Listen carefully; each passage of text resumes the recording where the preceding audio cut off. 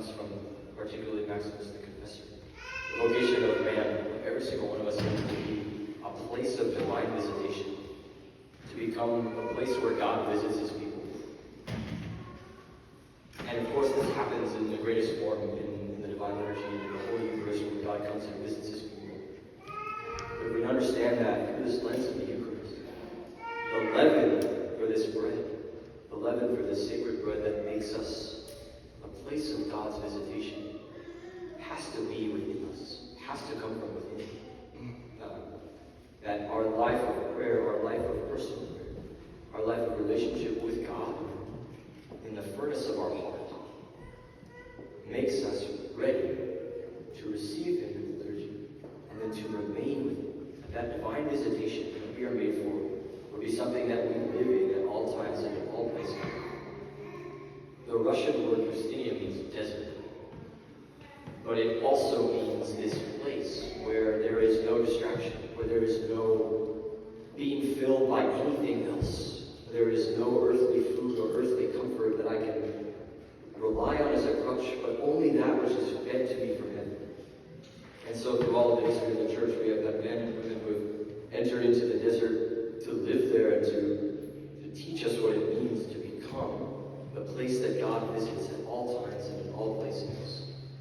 And there's this curious thing that I'm reminded of in the life of these desert dwellers by the gospel that was read in 11. There's a curious detail about the door of the pustinia, the door of the hermitage, the door of the hut that these desert dwellers would live in, which is that it's never locked. Christ tells us that he is the door. We also know that this door is never locked.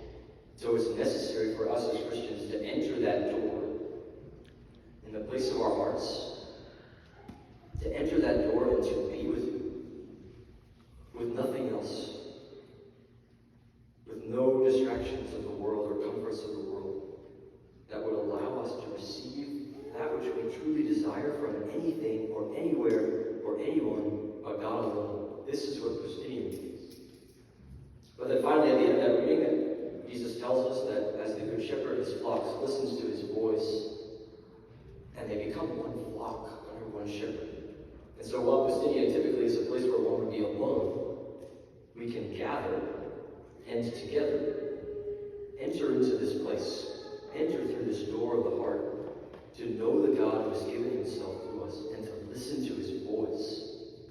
When we have these pustinia events up in New Jersey, we use this icon of the Holy Trinity as the center point, as the point of focus, this moment of divine visitation.